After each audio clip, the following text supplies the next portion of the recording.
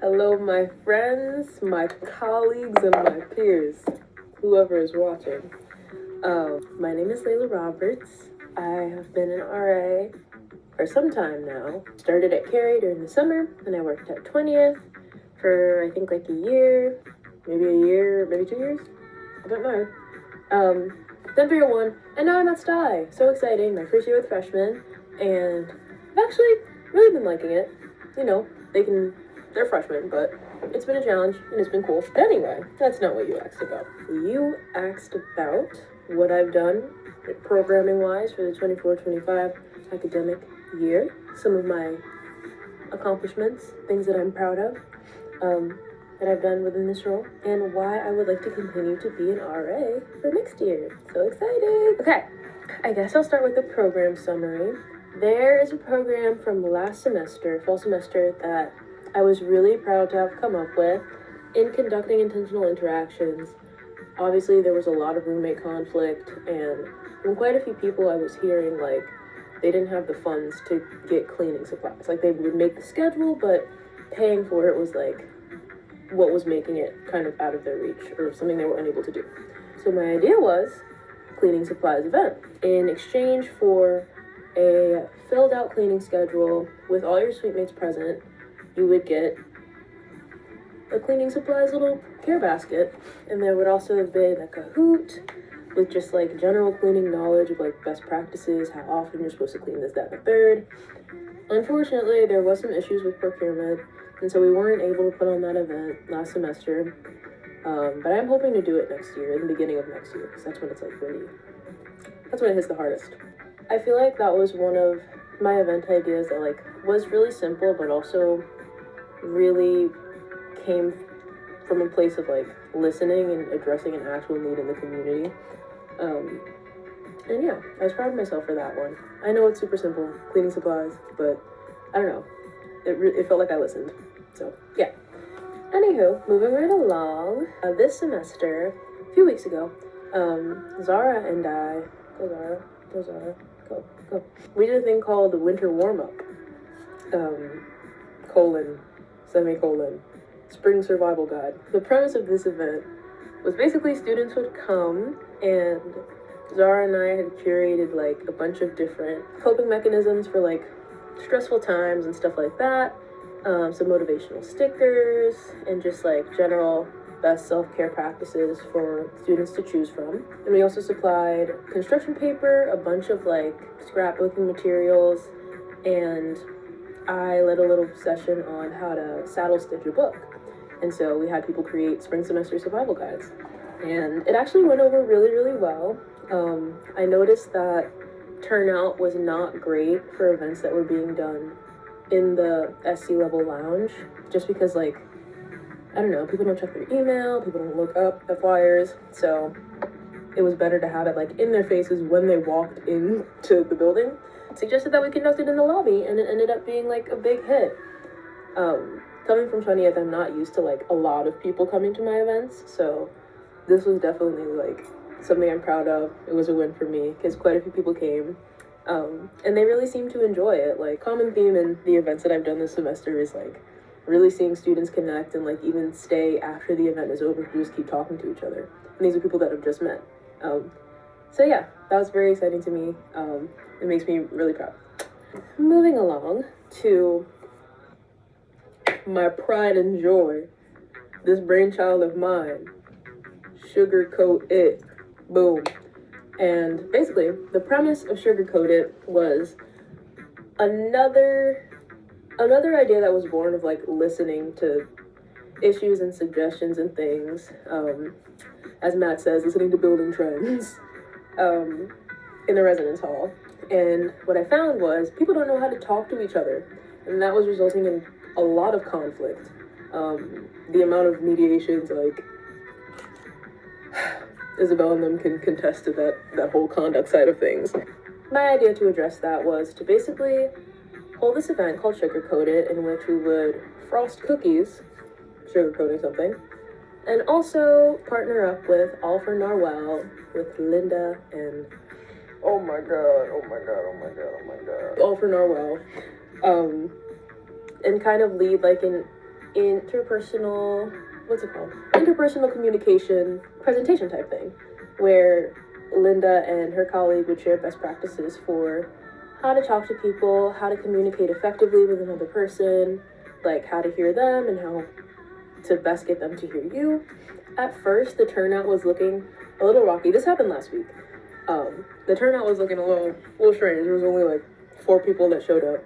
Still more than my events at 20th. But once Linda and her colleagues came down, they were like, since the turnout is not great, maybe we won't do the presentation that we put together. However, a bunch more people started filing in, like maybe 30 minutes into the event. It ended up going really well. Linda and her colleagues from All for Narwhal brought a bunch of blank journals and like a bunch of scrapbooking stuff and stickers and washi tape, and we supplied markers and some other crafting stuff, and also all the cookie frosting supplies. And it ended up being a casual conversation between the professionals from All for Narwhal and then the students. So they still got that knowledge that like was the intent of the event. You know, next time I would love for them to be able to do like a formal presentation, but I also think this went over really well. We go to lectures every day of every week. We don't need more lectures. So the conversation format that just kind of took form without me planning that ended up working really well. And I'm very proud of that event, and I would like to keep it going for next year. I'd like to do like another variation of it. Maybe it can be like a series or something. Planning. But anyway, that being said, yeah, sugarcoat it. Exciting! Moving on to highlighting my accomplishments. I've already listed a few things that I'm proud of with programming and stuff like that. But something that always makes me feel really proud of myself is when residents feel comfortable enough to reach out to me for like separate meetings. You know? Oh my god. It stresses a lot as RAs, like in our floor meetings and stuff like that, in our community meetings and just in general. But it always makes me really happy when residents feel comfortable enough to reach out to me, just in general. Because like, besides when like a major issue comes up with like roommate stuff or like whatever, residents don't really like talk with their RAs. I've had quite a few residents this semester reach out to me to ask if there'll be more intentional interactions, and that actually happens a lot, which is really interesting and cool. But quite a few residents this semester have reached out for like meetings aside from intentional interactions to help with things like course planning, things like conflicts with their friends, not even their roommates. They just want like advice from me, and it just makes me really happy that like they feel comfortable enough to like reach out to me and think that I have insights. So that's really cool. I'm really proud that I've been able to like build community like that and make them feel like I'm on their team, you know? Because especially as like an authority figure in the residence hall, it's hard to toe that line. And that's something that I've been working on since I became an RA. So yeah, I feel like I finally like nailed it. Exciting, but there's always room for growth, so I'm excited to see how that progresses into the next year, if you'll have me. So, finally, and most importantly, why do I want to be an RA next year? I was never really like super extroverted before starting this position. I didn't realize how extroverted you had to be an RA, but I really feel like, and I've said this before, I say it every year, this role has really helped me like come into myself and like become a more social person, which is something that I've always wanted to do. But basically this job has really helped me step into like this person that I want to be. Like I had to act like the type of person that I aspired to be, and now I feel like I am that person, which is crazy. So yeah, thank you HRE, blessings. Another reason that I really want to be an RA next year, obviously, is because I love my residents. Ooh, every year. There's always some interesting people, but I've never really had, like,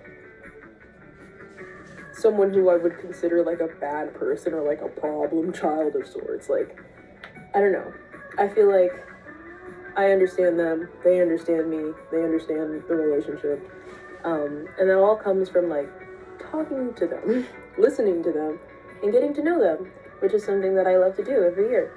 And I feel like they respond really well to that energy because like they know that I want to be there, you know? And that always makes a difference. So, yeah.